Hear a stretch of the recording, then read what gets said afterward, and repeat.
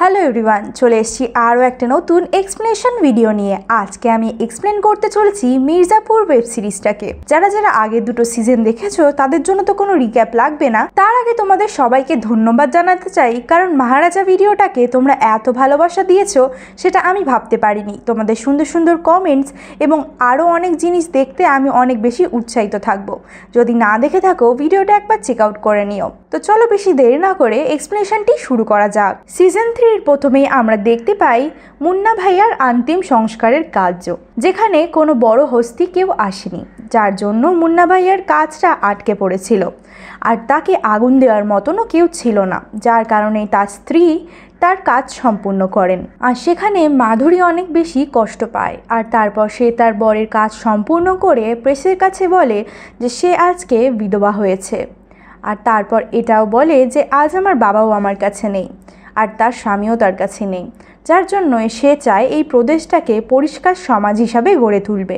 আর তারপরে আমরা দেখতে পাই মাধুরীকে তার পিএ বলে গুড্ডু ভাইয়ার বিরুদ্ধে শুট আউটের আদেশ দেওয়ার জন্য, কিন্তু তখন মাধুরী বলে এরকম গুড্ডু ভাইয়া আরও অনেক পয়দা হয়ে যাবে যদি তাকে মেরে দেওয়া হয়, তো গুড্ডু ভাইয়াকে না মেরে তার ভয়টাকেই মেরে দেওয়া উচিত। তার সাথে সাথে কালীন ভাইয়ার বডিও এখনো অবধি পাওয়া যায়নি, কিন্তু সবার মান্যতা এটাই যে কালীন ভাইয়া আসলে মরে গিয়েছে। তারপরে আমাদেরকে কোর্টের সিন দেখানো হয়, যেখানে গুড্ডু ভাইয়ার বাবা ওয়াকিল সাহেব নিজেকে স্যালেন্ডার করে দেয়। তিনি কোর্টে স্বীকার করে নেন যে তিনি এসএসপি মরিয়াকে মেরে দিয়েছেন। নিজেকে নির্দোষ প্রমাণ করার জন্য তিনি বিন্দু চেষ্টা করেন না, আর যার কারণে আগের কার্যক্রমের জন্য তাকে জুডিশিয়াল কাস্টাডিতে পাঠিয়ে দেওয়া হয়, মানে জেলে পাঠিয়ে দেওয়া হয় আর কি। আর যখন তাকে পুলিশ স্টেশনে নিয়ে যাওয়া হচ্ছিল সেই সময় গুড্ডু ভাইয়া এসে পুলিশের সব গাড়ি আটকিয়ে দেয় এবং তার বাবার সাথে সেই ভ্যানে বসে কথা বলে। সে তাকে বলে যে এখনো সময় আছে, তুমি বললে আমি তোমাকে এই নরক থেকে বাইরে নিয়ে যেতে পারি, কিন্তু তার বাবা তো কোনোভাবেই রাজি হয় না। তার বাবা বলে আমি খুনটা করেছি, তাই আমার শাস্তি হওয়াই উচিত, যার কারণেই গুড্ডু ভাইয়া কিছু করতে পারে না। সেই জন্যই সে সোজাসুজি তার বাড়ি চলে যায় তার মায়ের সাথে দেখা করার জন্য। তারপরের সিনে আমরা দেখতে পাই সারাদকে, যে মাধুরী ভাবির সাথে দেখা করতে এসেছিল। মাধুরী এখন চিফ মিনিস্টার হয়ে গিয়েছে। আর তার সাথে সাথে সারাদ যেহেতু মুন্না ভাইয়ার অনেক ভালো বন্ধু ছিল, যার জন্যই সে মাধুরীর কাছে এসেছে দেখা করতে, তার অবস্থা এবং খোঁজ খবর নিতে। আর তার সাথে সাথে সারাদ এটাও বলে সে যদি সেই দিনকার মুন্না ভাইয়ার কাজে আসতো তাহলে প্রেসের সবাই প্রশ্ন করত। আর তারপরের সিনেই আমরা গোলুর ইনফরমারকে দেখতে পাই। আসলে তারা এখনো কালীন ভাইয়ার খোঁজ করছিল। গোলুর মান্না এটা ছিল যে কালীন ভাইয়া এখনো অবধি বেঁচে আছে, যার জন্যই তারা তার খোঁজ করছিল। তাই জন্যই তারা একটা অন্য শহরে এসেছিল, যেখানে তাদেরকে খবর দিয়েছিল যে এখানে কালীন ভাইয়া আছে। আর যার জন্যই তারা সেখানে গিয়ে হানা দেয়, কিন্তু সেখানে গিয়ে তারা কালীন ভাইয়াকে দেখতে পায় না। আর তারপর তারা সেখান থেকে বেরিয়ে যায়। বেরোনোর সময় আমরা দেখতে পারি আর সেখানের লোকেরা সবাই হাতিয়ার বার করে নেয়। তখন গুল্লু বলে যে আপনাদের আমাদের থেকে কোনো বিপদ নেই। আর এরকম কথার মধ্যে আমরা দেখতে পাই সেই এলাকার বস এসে হাজির হয়ে যায়। তখন গোলু নিজের ইন্ট্রোডাকশন দেয়। সে বলে সে মির্জাপুর থেকে এসেছে, আর সে এটাও বলে যে আমি কাউকে খুঁজছি, আর তার খোঁজ পেয়ে আমি এখানে এসেছিলাম। কিন্তু এখানকার বসটা বলে মির্জাপুরের গদ্দিতে এখনো কেউ বসেনি, তাই নিজেকে বস ভাবা বন্ধ করে দাও। আর তারপর আমরা দেখতে পাই যে যেই খবর দিয়েছিল তাকে ধরে আনা হয় এবং সবার সামনে তার গলা কেটে তাকে খুন করে দেওয়া হয়। আর তারপরে সেখানকার বস এটাও বলে যে নেহাইতি তুমি একজন মহিলা, নাহলে তুমিও এখান থেকে বেঁচে ফিরতে পারতে না। তারপর সিনটা চেঞ্জ হয়ে যায়। আমরা দেখতে পাই গুড্ডু ভাইয়া তার মায়ের সাথে কথা বলছে এবং গুড্ডু ভাইয়া তার মাকে বলে তার বোনকে নিয়ে তার সাথে থাকার জন্য, কিন্তু তার মা তো কোনোভাবে রাজি হয় না এবং তাকে সেখান থেকে তাড়িয়ে দেয়। তারপর সিনটা চেঞ্জ হয় আর আমরা দেখতে পাই মাধুরী আর আইজি দুবে দুজন মিলেই প্রদেশকে পরিষ্কার করার উদ্দেশ্যে লেগে পড়ে অনেক কাজবাজ করছে। তারপর তিনি এটাও বলে যে তখনই প্রদেশ শান্ত হবে যখন গুড্ডু ভাইয়া এখানে থাকবে না।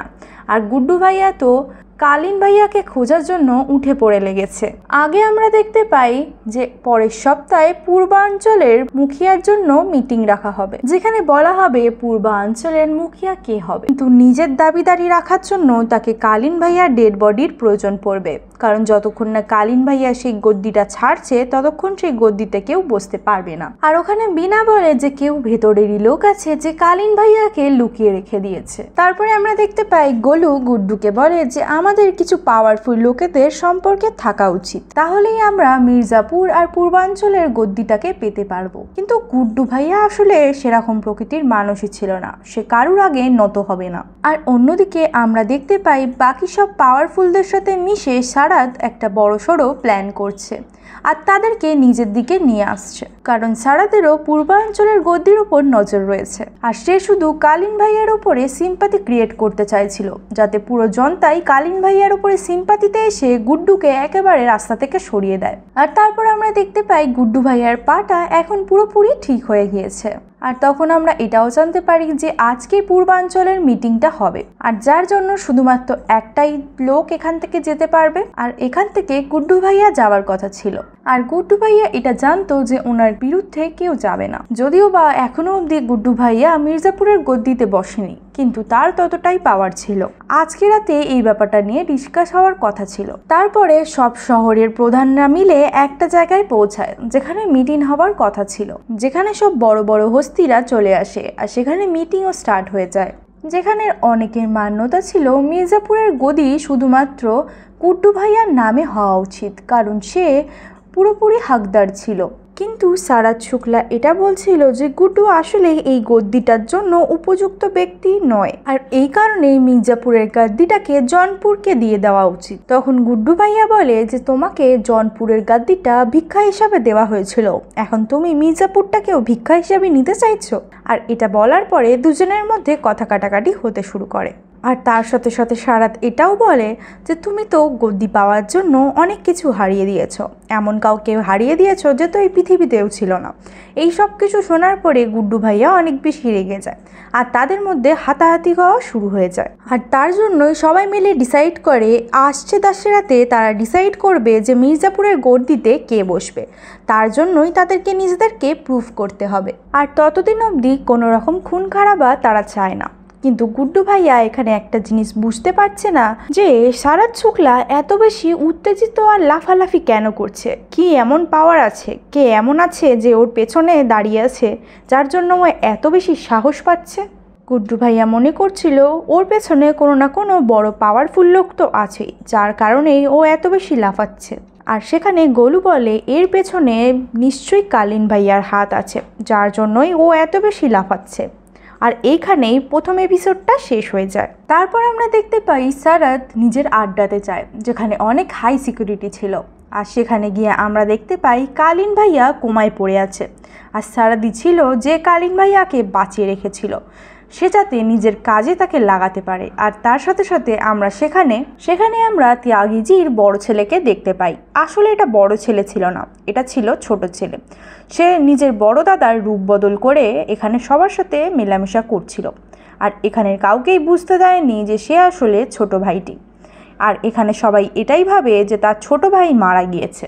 আর এর সাথে সাথে এপিসোড 1টা এখানেই শেষ হয়। আর এপিসোড 2 শুরুতে আমরা বাল্মীকি নামের একজন ইন্সপেক্টরকে দেখতে পাই, যে ইন্সপেক্টর কম গুন্ডা বেশি, আর সে আইজি দুবের জন্য কাজ করত। কিছুক্ষণ পরে সে জানতে পারে তার কাছে একটা কাজ এসছে। আসলে আইজি দুবে গুড্ডু ভাইয়াকে মারার জন্য তাকে সুপারি দিয়েছিল। আর অন্যদিকে দাদা ত্যাগীর বড় ভাইকে এখনো কেউ বুঝতে পারেনি যে ওটা বড় ভাই না ছোট ভাই। সারাতের আসলে পূর্বাঞ্চলের গদ্দিটা দরকার ছিল, আর এদিকে দাদা ত্যাগীর গোলুর থেকে বদলা নেওয়ার ছিল, কারণ তার জন্যই তার ছোট ছেলে মারা গিয়েছে এমনটা সে ভাবত, কিন্তু আসলেই তার ছোট ছেলে বেঁচে রয়েছে।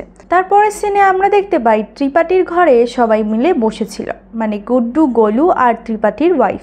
সেখানে আমরা দেখতে পাই টাঙ্কির ওপর থেকে স্নাইপার নিয়ে একজন গুড্ডুর ওপরে নজরদারি করছিল, কারণ সেখানে অনেক হাওয়া দিচ্ছিল, যার জন্যই গুড্ডুকে শ্যুট আউট করতে পারছিল না সে। আর এই সুযোগটা তারা কোনোভাবেই হারাতে পারবে না, এটা একবারই উপলব্ধ করা যাবে, যার জন্যই তারা ওয়েট করছিল আর এখান থেকেই গুড্ডুর ওপরে নজরদারি করছিল।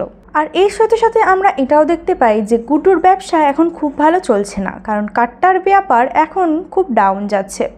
আর এখানে অনেক বেশি ছেলে লাগবে আর সবাইকে ওভারটাইম কাজ করতে হবে, তবেই কাঠটা ভালোভাবে তৈরি হবে আর সেগুলোকে বিক্রি করা যাবে। তারপরে সিনে আমরা দেখতে পাই গোলু এখন কলেজে চলে গিয়েছে।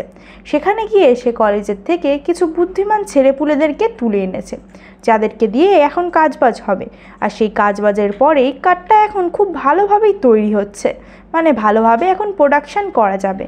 তারপর তারা ভালো রমরমিয়েই ব্যবসা করা শুরু করে দেয়। আর এইদিকে আমরা গুড্ডু ভাইয়ার বাবাকে দেখতে পাই, যিনি কিনা জেলে আছেন।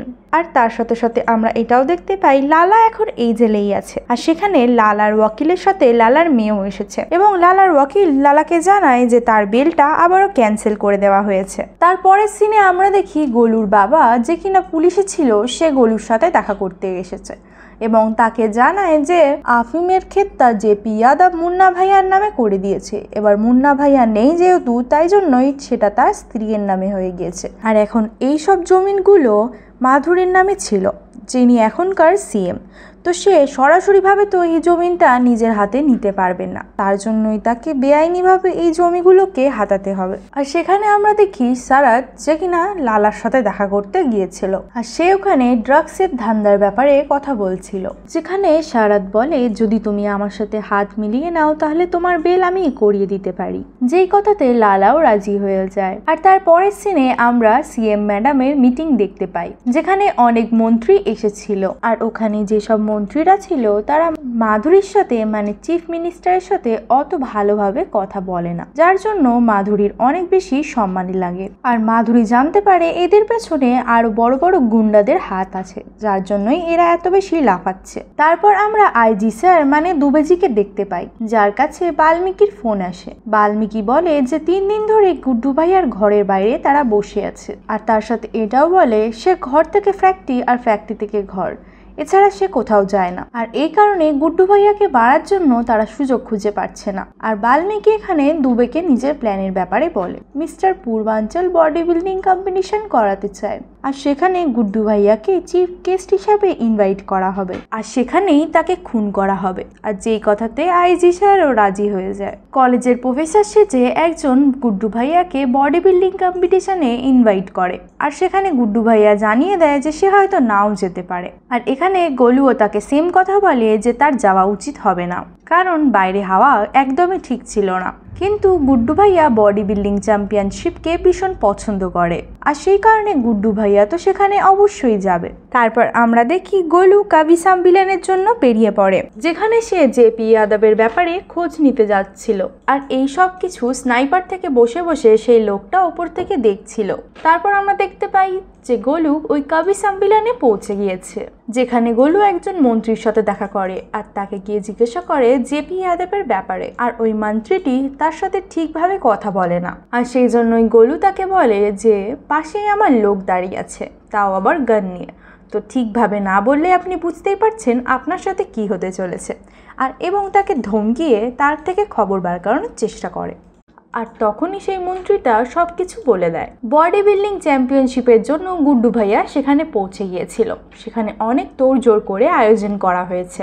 আর এখানে যতক্ষণ গোলু না এসে পৌঁছাচ্ছে ততক্ষণ তাদেরকে বাইরে যাওয়ার বারণ ছিল, কিন্তু গুড্ডু ভাইয়া তো কোনো কথাই শোনে না, সে বেরিয়ে একাই চলে যায়। আর এদিকে গোলু যখন কবি সম্মেলন থেকে ফেরত আসছিল তখন সে দেখতে পাই এখানে অনেক রকমের চেকিং চলছে। আর ওইদিকে আমরা দেখতে পাই বাল্মীকি যাদব নিজের সব প্ল্যানিং করে রেখে দিয়েছে। চিফ গেস্ট হিসাবে আসা গুড্ডু ভাইয়া যখন প্রতিযোগিতাদেরকে উপহার দেবে তখনই তাকে মেরে দেওয়া হবে, এই কথাটা সে আইজি স্যারকেও জানিয়ে দেয়। আর এটাও বলে দেয় যে এখানে কোনো রকম কোনো ভুল হবে না। আর আইজি মাধুরীকে কল করে এই সব কিছু জানিয়ে দেয়, আর মাধুরীও এই কথাটাতে এগ্রি করে যায়। আর সেও গুড্ডু ভাইয়াকে মারার জন্য আদেশ দিয়ে দেয়, যেখানে ভোজপুরি একজন সুপারস্টার এসে এই প্রতিযোগিতার ওপেনিং করে।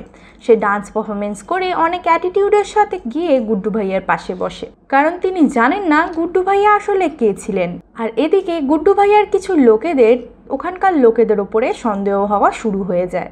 আর সেই জন্যই যখন গুড্ডু ভাইয়ার লোকগুলো তাদের পিছু পিছু নিচ্ছিল সেই সময় গুড্ডু ভাইয়ার লোকদেরকে সেখানে মেরে দেওয়া হয়। আর এখানে গোলু জানতে পারে যে পুলিশের নাকাবন্দি এই কারণে রাখা হয়েছে কারণ পুলিশকে কেউ টিপ দিয়েছে যে এখানে অনেক বড় কিছু একটা হতে চলেছে। আর এইদিকে আমরা এটাও বুঝে যাই যে গোলু এখন বুঝে গিয়েছে যে কি হতে চলেছে, যার জন্য গোলু সঙ্গে সঙ্গে বডি বিল্ডিং চ্যাম্পিয়নশিপের জন্য বার হয়ে যায়। আর এদিকে গুড্ডু ভাইয়ার লোকেদেরকে বাজেভাবে মারা হচ্ছিল। আর যার পরে গুড্ডু ভাইয়া আর ভোজপুরি সুপারস্টার সেই স্টেজের মধ্যে যাচ্ছিল। আর তখন ওই সুপারস্টারটা একজন লোককে জিজ্ঞাসা করে যে ওকে। আর যখন ওই সুপারস্টারটা জানতে পারে গুড্ডু ভাইয়া আসলে কে, তারপর সে গুড্ডু ভাইয়ার কাছে ক্ষমা চায়। আর তখনই সেখানে বাল্মীকি গুড্ডু ভাইয়ার সামনে চলে আসে। আর তখনই তাদের মধ্যে তর্কাতর্কি শুরু হয়ে যায়। আর হাতাহাতিও অলমোস্ট হবে ভাব। আর দেখতে দেখতে ওখানে সবাই চলে আসে, মানে বাল্মীকির সব লোকেরাই সেখানে চলে আসে। আর এখানে গুড্ডু ভাইয়া আর বাল্মীকির মধ্যে গান নিয়ে ফাইটিং শুরু হয়ে যায়। আর এখানে সুযোগ বুঝে গুড্ডু ভাইয়া একটা টেন্টের মধ্যে ঢুকে যায়। আর সেই টেন্টটাকে বাল্মীকির লোকেরা চারিদিক থেকে ঘিরে রেখে দিয়েছিল। আর আস্তে আস্তে যখন বাল্মীকির লোকেরা ওই টেন্টের ভেতরে যাচ্ছিল, এক এক করে সবাই সেখানে মারা যাচ্ছিল। গুড্ডু ভাইয়া একাই তাদেরকে ধরে একেবারে মৃত্যুর ঘাটে নামিয়ে দিয়েছিল। আর লাস্টে আমরা দেখতে পাই গুড্ডু ভাইয়া আর বাল্মীকি শুধুমাত্র বেঁচে রয়েছে এই সব মারপিটের মধ্যে।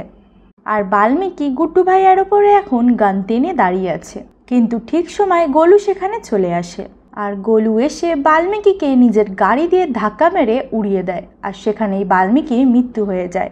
আর পরে গুড্ডু ভাইয়া জানতে পারে যে বাল্মীকি একজন সরকারি অফিসার। আর তার সাথে সাথে গুড্ডু ভাইয়া ওই ভোজপুরি সুপারস্টারটাকেও গুলি মেরে দেয়। আর তাকে গুলি মারার পরে যে গানটা ছিল সেটা সে বাল্মীকির হাতে রেখে দিয়ে চলে আসে। আগের দিন রাতে যা যা হয়েছিল সেই সব কারণে মাধুরীর সরকারের বিরোধিতা শুরু হয়ে যায়। আর সব নিউজ চ্যানেলে এবং সব জায়গায় হাহাকার মেচে যায়। আর তার সাথে সাথে এটাও বলে যে এই সরকার এখন এই প্রদেশটাকে চালাতে পারবে না। আর সবাই মিলে হায় হায় নারা লাগাচ্ছিল। আর পরের সিনে আমরা দেখতে পাই এদিকে গুড্ডু ভাইয়া ত্রিপাঠী চকে পৌঁছে গিয়েছে, যেখানে ত্রিপাঠীদের যে পুতুলাগুলো লাগানো ছিল সেগুলোকে এক এক করে গুড্ডু ভাইয়া নিজের হাতে ভেঙে দেয়। আর লাস্ট সিনে আমাদেরকে দেখানো হয় ত্রিপাঠী এখন কোমা থেকে উঠে গিয়েছে। আর এখন তিনি পুরোপুরিভাবে সুস্থ। আর এর সাথে সাথে এই দ্বিতীয় এপিসোডটি এখানে শেষ হয়।